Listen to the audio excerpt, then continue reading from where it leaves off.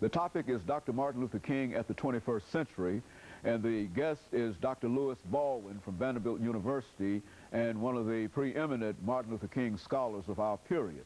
And of course, Dr. Baldwin, let's continue our conversation dealing with Martin Luther King. I think you were talking about King's attitude toward poverty. And yes.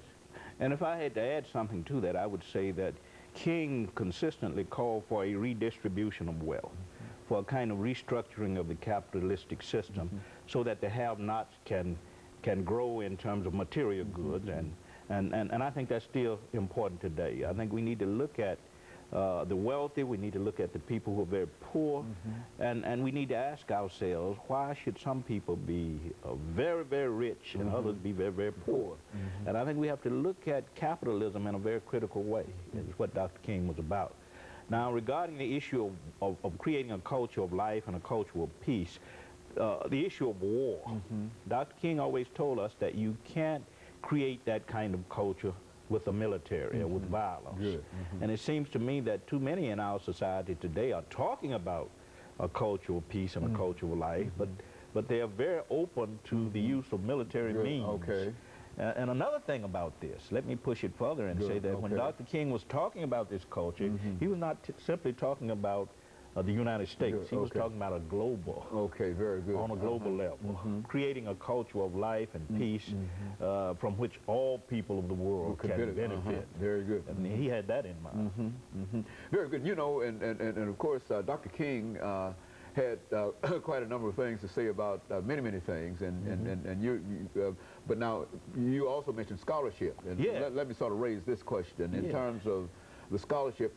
Has much changed in reference to certain aspects of Dr. King, the assassination, for example, and some of the other things that are traditional in terms of our thought patterns in reference to Dr. King? That's an excellent question. There are several schools of thought. I mean, I should say, you have those who deal with Dr. King's assassination, who are now subscribing to what is called a conspiracy theory. And that's pretty much accepted now in scholarly circles, that his death resulted from a conspiracy that involved many forces in our society. So James Earl Ray didn't just go out and shoot him by himself. Exactly. I mean, that single assassin theory is pretty much rejected now by most scholars. But the scholarship, I find most impressive the fact that the scholarship now is beginning to deal with Dr. King as a thinker, as an intellectual. Up until the 1980s, most of the scholarship treated him as an activist, as one who led demonstrations in the street, as one who employed nonviolent tactics such as boycotts and street demonstrations and civil disobedience, etc. But in the last 2 decades, scholars have become more interested in Dr. King as an intellectual. What kind of ideals did he set forth? Ideals that might be useful for us today as we try to address problems of race, problems of economics, problems of violence and human destruction. So the scholarship is moving in that direction. I think scholars are also beginning to see Dr. King as a world figure. Okay, good. And I think that's important because for too long we limited him to the American context. Almost to the South. That's right, and seeing him as a Southern black leader, as an American Gandhi.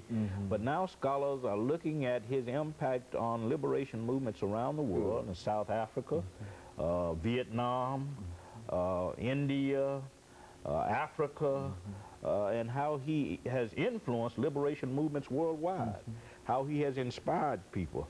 I don't think it's an accident that in over 100 countries today, Dr. King's birthday is recognized or celebrated.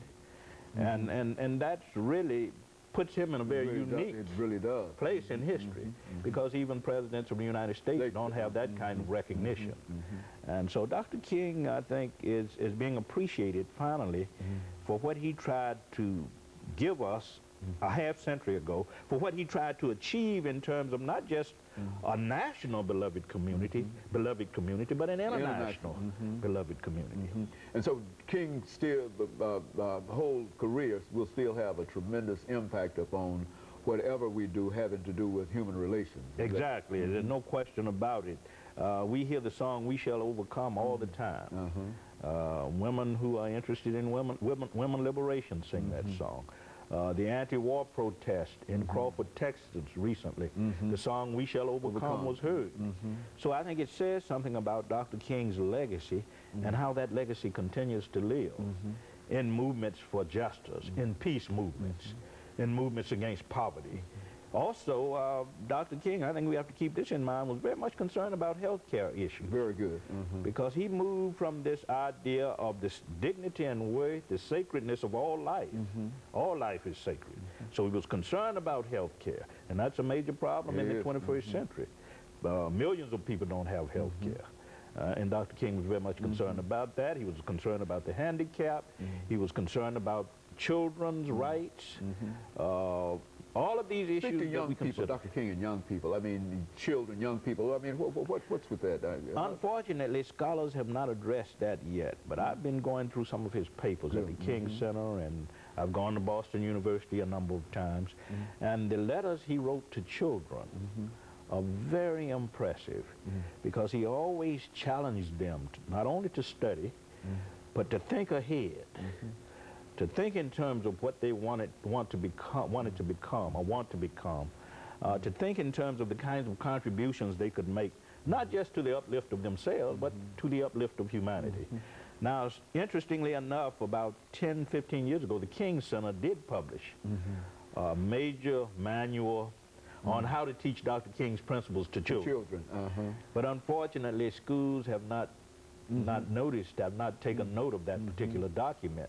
It's a very, very important document that gives guidelines for teaching children nonviolent principles from kindergarten up to grade 12. So there's already a plan that has already been laid out by Dr. King in terms of how that can be done. It's not being used, and I think given the levels of violence in our society and in our world, we're going to have to start looking at documents like this and looking at Dr. King's life and his teachings and to sort of determine the meaningfulness of those teachings for us today, because there's a certain timelessness about the concerns that Dr. King raised with respect to violence and human destruction. You know, that's why we always return to that 1997 interview, that no matter when you listen to that, you can listen to it in 2005. It still seems as if it was done yesterday, primarily because of that timelessness that you're talking about. Exactly. And of course, Dr. Ball, we're going to have to take our second commercial break, and after which we'll come back and give you an opportunity to close us out for today.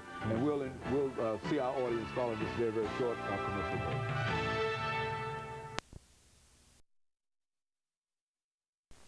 The topic is